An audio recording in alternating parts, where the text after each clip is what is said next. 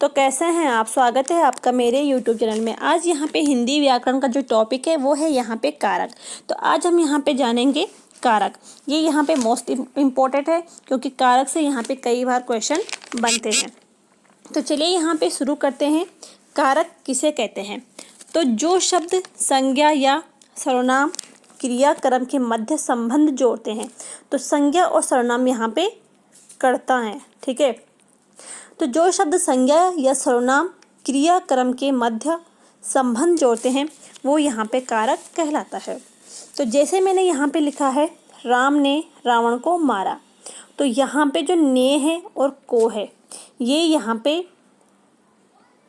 राम ने, ये यहाँ पे कर्ता की विभक्ति है और को यहाँ पे कर्म कारक की ये विभक्ति है। तो अगर यहाँ पे ये नहीं होते, यानी कि यहाँ पे अगर ने और को जो यहाँ पे विभक्ति हैं ये नहीं होती, तो ये वाक्य यहाँ पे ऐसे बनता, राम रावण मारा, ठीक है। अगर ने और को यहाँ पे नहीं होता तो वाक्य बन जाता राम रावण मारा। तो इससे हमें यहाँ पे पता ही नहीं चल रहा है कि ये वाक्य क्या बना है, किसने यहाँ पे किसको मारा, कौन किसको मार रहा है।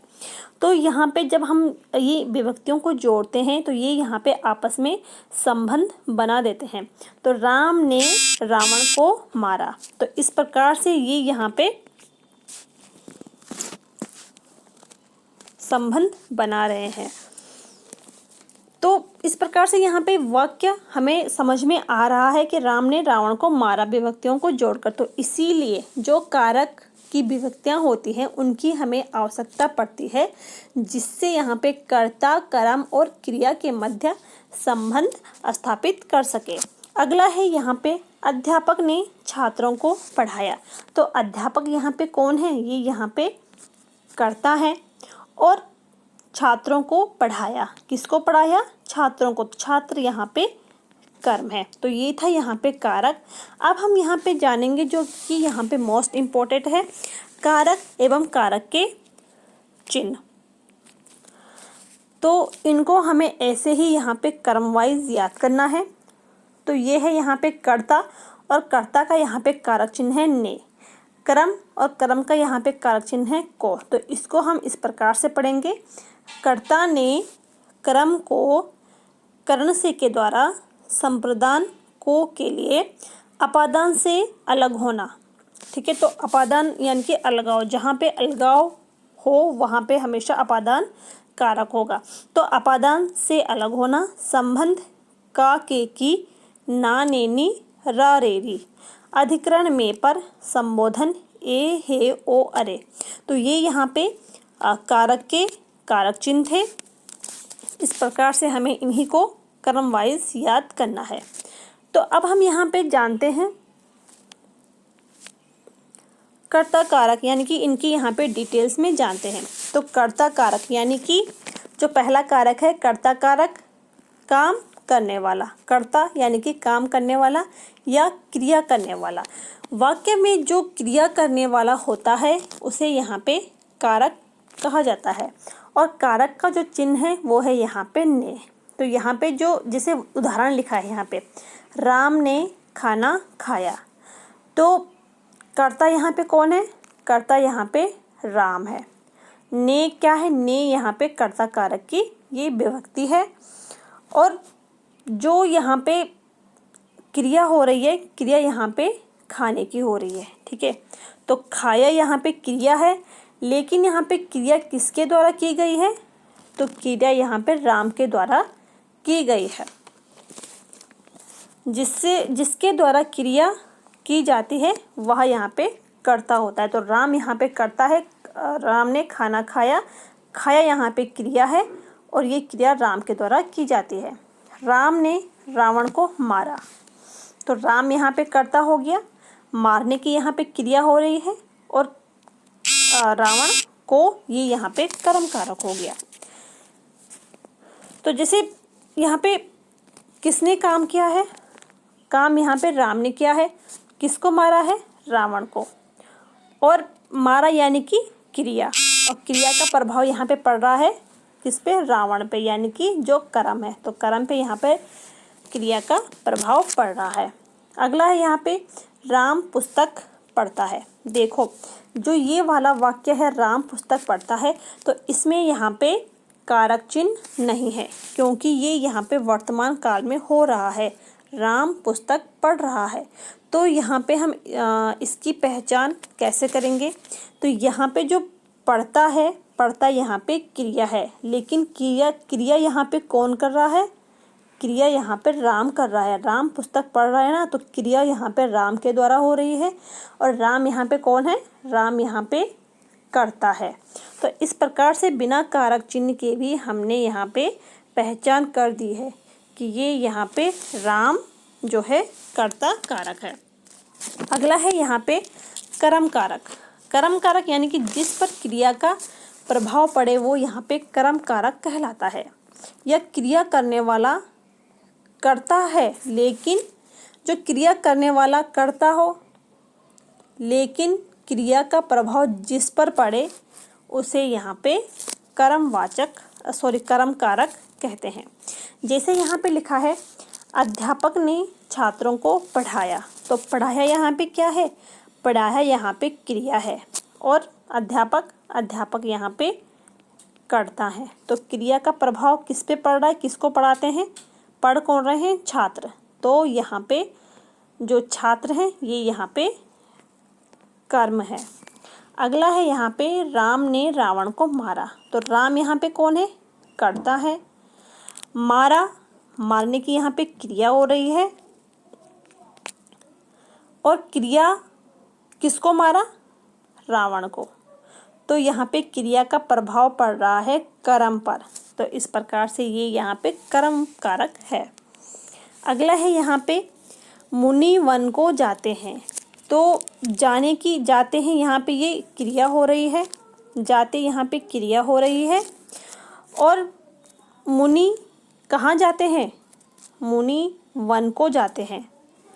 तो वन यहाँ पे कर्म है, ठीक है, वन यहाँ पे कर्म है और मुनि यहाँ पे करता है और जाने की यहाँ पे क्रिया हो रही है। राम बाजार जाता है। तो राम यहाँ पे जाता है, जाने की क्रिया हो रही है, लेकिन जाने का प्रभाव किस पे पड़ रहा है? जाने का प्रभाव पड़ रहा है बाजार पे, बाजार, ठीक है। तो राम यहाँ पे बाजार जा रहा है, तो यहाँ पे जाने का प्रभाव पड़ रहा है बाजार पे, ये यहाँ पे कर्म कारक है। अगला है यहाँ पे करण कारक। करण कारक यानी कि जिससे क्रिया संपन्न की जाए या जो यहाँ पे क्रिया को संपन्न करने का साधन हो, तो वो यहाँ पे करण कारक कहलाता है। और करण कारक के जो चिन्ह हैं वो है यहाँ पे से, के द्वारा। तो देखो जैसे यहाँ पे लिखा है वह कलम से पत्र लिखता है, तो वह यहाँ पे क्या है? वह यहाँ पे सर्वनाम है, यानी कि ये यहाँ पे कर्ता है। तो कर्ता ने पत्र लिखा और पत्र लिखने का साधन क्या था? पत्र लिखने का साधन क्या है? कलम। यानी कि क्रिया यहाँ पे किससे संपन्न हुई है? कलम से। तो कलम यहाँ पे हो जाएगा करण कारक और वह यहाँ पे कर्ता हो जाएगा और कलम से उसने यहाँ पे क्रिया संपन्न की है, तो कलम यहाँ से हो जाएगा करण कारक। अगला है यहाँ पे श्याम ने कुल्हाड़ी से वृक्ष काटता है। श्याम कुल्हाड़ी से वृक्ष काटता है। तो देखो काटने की यहाँ पे क्या हो रही है? काटता यहाँ पे क्रिया है, तो यहाँ पे काटने का जो साधन है वो क्या है? यानी कि जो ये क्रिया है वो किस चीज़ से यहाँ पे संपन्न हो रही है? काटने का साधन क्या है? तो काटने का यहाँ पे साधन है कुल्हाड़ी। तो यानी कि कुल्हाड़ी यहाँ पे करण कारक है। तो जिससे यहाँ पे क्रिया जिससे संपन्न होती है या क्रिया को संपन्न करने वाला जो साधन होता है उसे यहाँ पे करण कारक कहते हैं। राम ने रावण को बाण से मारा। तो राम यहाँ पे क्या है? राम यहाँ पे करता है, ठीक है, राम करता है। किससे मारा? बाण से। राम ने रावण को बाण से मारा, तो यहाँ पे करण कारक हो जाएगा, ठीक है। बाण यहाँ पे करण कारक है क्योंकि राम ने रावण को बाण से मारा और मारने की यहाँ पे क्रिया हो रही है, तो क्रिया का जो साधन है यहाँ पे मारने का साधन क्या है? बाण। तो बाण यहाँ पे करण कारक है। अब अगला है यहाँ पे गीता दोनों कानों से बहरी है। तो गीता बहरी है लेकिन किससे बहरी है? बहरे होने का साधन क्या है? कान। तो कानों यहाँ पे ये करण कारक हो जाएगा। अगला है यहाँ पे संप्रदान कारक। तो संप्रदान कारक यानी कि जो यहाँ पे चिन्ह है संप्रदान कारक वो है यहाँ पे को, के लिए। तो ये यहाँ पे संप्रदान कारक के चिन्ह है। देखो यहाँ पे जो के लिए है ये तो यहाँ पे सिर्फ संप्रदान कारक का ही चिन्ह है, लेकिन यहाँ पे जो दूसरा चिन्ह है को, ठीक है, तो को यहाँ पे दो कारकों का ये यहाँ पे चिन्ह है। पहला तो ये यहाँ पे संप्रदान कारक का है और दूसरा यहाँ पे ये कर्म कारक का भी चिन्ह है। तो इनमें हमें पहचान किस प्रकार से करनी है ये आपने अच्छे से यहाँ पे समझ लिया होगा, क्योंकि हमने यहाँ पे कर्म कारक को समझ लिया है। तो संप्रदान कारक को भी हम यहाँ पे समझते हैं तो इसमें फिर कंफ्यूजन नहीं होएगी। तो संप्रदान किसे कहते हैं? संप्रदान कारक क्या है? तो जिसके लिए क्रिया की जाती है या जहाँ में या जिसे कुछ प्रदान किया जाता है या दान दिया जाता है, यानी कि जहाँ पे भी कुछ देने की बात आए या किसी के लिए क्रिया हो वहाँ पे हमेशा संप्रदान कारक होता है। और इसका जो चिन्ह है को, के लिए। तो देखो जैसे यहाँ पे लिखा है माँ अपने बच्चों के लिए दूध लेकर आई, ठीक है, माँ अपने बच्चों के लिए दूध लेकर आई। तो यहाँ पे बच्चों के लिए, ठीक है, ये यहाँ पे संप्रदान कारक है। सुरेश ने रमेश को गाड़ी दी, तो यहाँ पे देने की बात हो रही है ना, तो सुरेश ने रमेश को, यहाँ पे को विभक्ति भी आ रही है और देने की बात भी है। तो जहाँ पे कुछ देने की बात आए या दान देने की बात आए और वहाँ पे को कारक चिन्ह है तो वहाँ पे वो हमेशा संप्रदान कारक होता है। अगला है यहाँ पे राजा ब्राह्मण को दान देता है। तो राजा ब्राह्मण को दान देता है तो ये यहाँ पे कर्म कारक भी हो सकता है, लेकिन कर्म कारक में क्रिया का प्रभाव पड़ता है कर्म पर। तो हम यहाँ पे देखते हैं कि क्रिया का प्रभाव मतलब क्रिया यहाँ पे क्या है। तो राजा ब्राह्मण को दान देता है, तो देना यहाँ पे ये यहाँ पे क्रिया है और दिया क्या जा रहा है? दिया यहाँ पे दान दिया जा रहा है। तो देने का प्रभाव पड़ रहा है दान पर, ना कि ब्राह्मण पर।